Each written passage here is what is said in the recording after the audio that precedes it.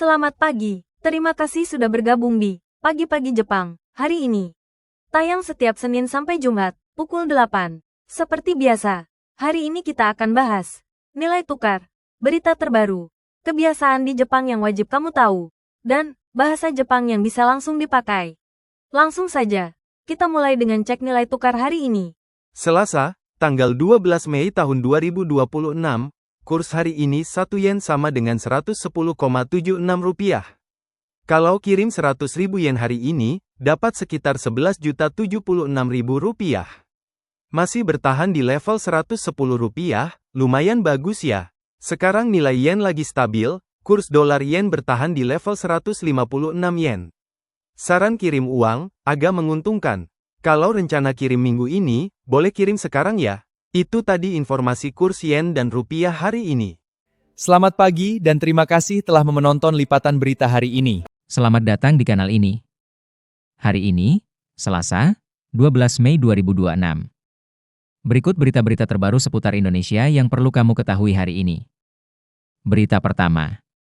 Presiden Prabowo mengunjungi lokasi pembangunan IKN Nusantara. Beliau memastikan progres pemindahan fungsi pemerintahan yang ditargetkan tahun 2026. Berita kedua. Hujan deras menyebabkan banjir besar di Jakarta Utara. Sekitar 30.000 warga terpaksa mengungsi ke tempat yang lebih aman.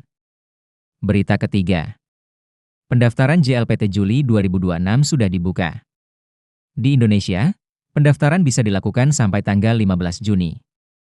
Berita keempat. Jumlah pekerja Indonesia di bidang keperawatan SSW meningkat tajam. Kenaikannya mencapai 40% dibanding tahun lalu. Nah, dari keempat berita tadi, kita bahas lebih dalam soal update terbaru pembangunan IKN Nusantara. Pembangunan Ibu Kota Baru Indonesia, Nusantara, terus berjalan dengan baik. Latar belakang. Nusantara dibangun di Kalimantan Timur, sekitar 1.200 km dari Jakarta. Rencana pemindahan ibu kota diumumkan tahun 2019 untuk mengatasi masalah kepadatan dan penurunan tanah di Jakarta. Saat ini, gedung-gedung pemerintahan dan istana presiden sedang dalam tahap pembangunan. Alasan mekanisme. Presiden Prabowo melakukan kunjungan pada 11 Mei dan menyatakan target pemindahan sebagian fungsi pemerintahan pada tahun 2026. Total investasi mencapai sekitar 32 miliar dolar AS, dengan investasi swasta yang terus digenjot. Kota ini dirancang sebagai smart city yang ramah lingkungan. Dampak bagi pekerja Indonesia di Jepang. Bagi pekerja Indonesia di Jepang, ada peluang kerja yang lebih luas di ibu kota baru saat pulang nanti. Diperkirakan sekitar 100.000 lapangan kerja akan tercipta, terutama di bidang IT, konstruksi, dan administrasi. Pengalaman dan keterampilan yang didapat di Jepang bisa sangat berguna. Kesimpulan. Sambil mengikuti perkembangan IKN, yuk tingkatkan skill dari sekarang. Info terbaru bisa dicek di situs resmi pemerintah Indonesia. Itu tadi berita dan topik hari ini. Halo semuanya, apa kabarnya? Kalau Anda belum terbiasa hidup menggunakan bahasa Jepang, mengurus hal-hal perbankan seperti membuka rekening memang terasa sulit ya. Hari ini, saya akan jelaskan tentang cara menggunakan layanan perbankan dengan efisien di Jepang. Topik pertama adalah cara membuka rekening bank. Untuk orang asing yang ingin membuka rekening bank di Jepang, biasanya diperlukan zairyu-ka dan paspor. Informasi alamat tempat tinggal dan nomor telepon Jepang juga diperlukan saat pendaftaran. Ada kemungkinan bank untuk menerima gaji sudah ditentukan oleh perusahaan tempat Anda bekerja. Jadi ikuti arahan dari perusahaan ya. Biasanya, bank yujo atau bank-bank daerah bisa dibilang prosesnya relatif lebih mudah. Topik selanjutnya adalah mesin ATM. Jika ingin menarik uang dari rekening, Anda bisa menggunakan mesin ATM yang ada di bank, supermarket, stasiun, atau kombini.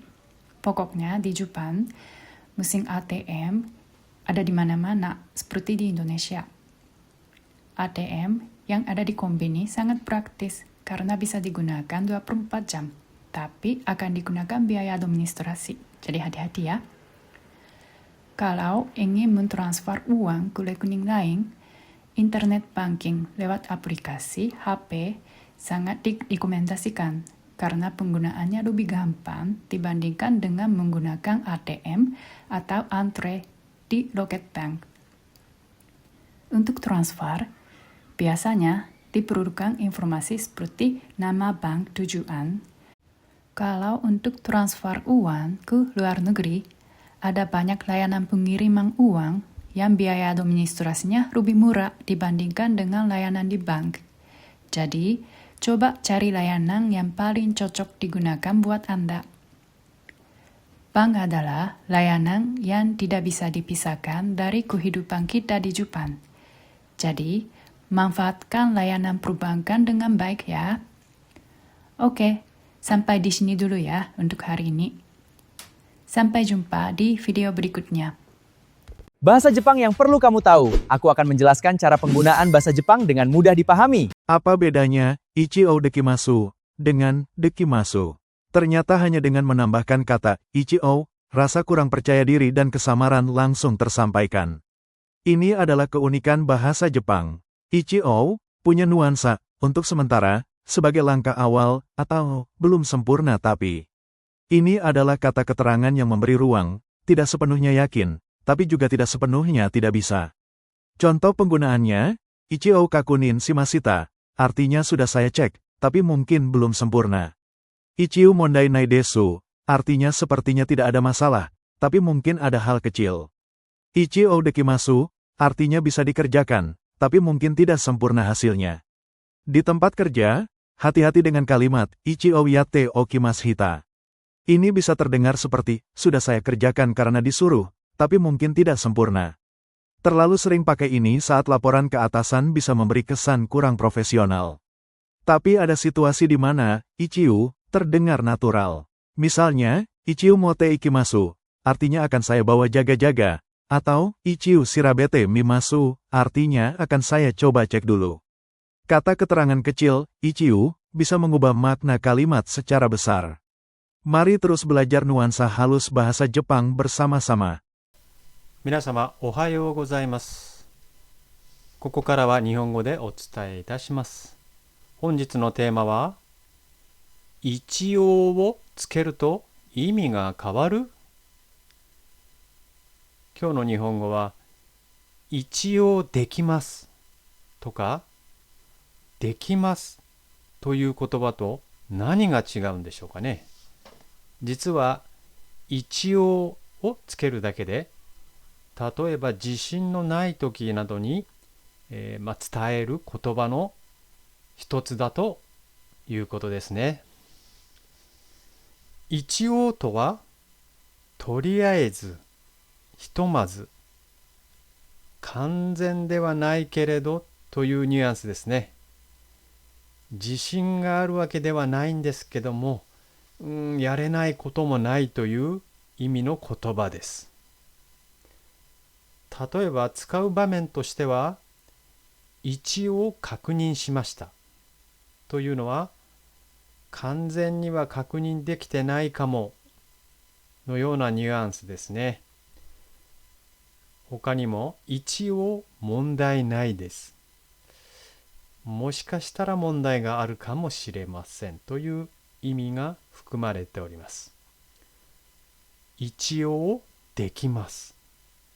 これも完全にはできてないかもしれないけれども、できているようなニュアンスですね。例えば、職場では、一応やっておきましたは、言われましたからやりました。でも、完全ではないかもしれない。そういうふうに聞こえるときがあります。上の人への報告には、使いすぎなどに気をつけましょうね。はい。使って OK な場面は、一応持っていきます。これは念のため持っていきますというような意味ですね。一応調べてみます。まずは調べてみよう。こういう場面では自然に使えることができますね。まとめとしましては、一応は小さな言葉なんですけども、使うと意味が大きく変わるんですね。日本語の細かいニュアンスを非常に難しい使い方だと思いますが、これからも一緒に学んでいきましょうね。それでは本日の日本語を終わりにいたします。それでは次回もお楽しみに。Terima kasih sudah menonton hari ini. Sampai jumpa di video berikutnya. Jangan lupa like dan subscribe ya. Jangan lupa like dan subscribe ya.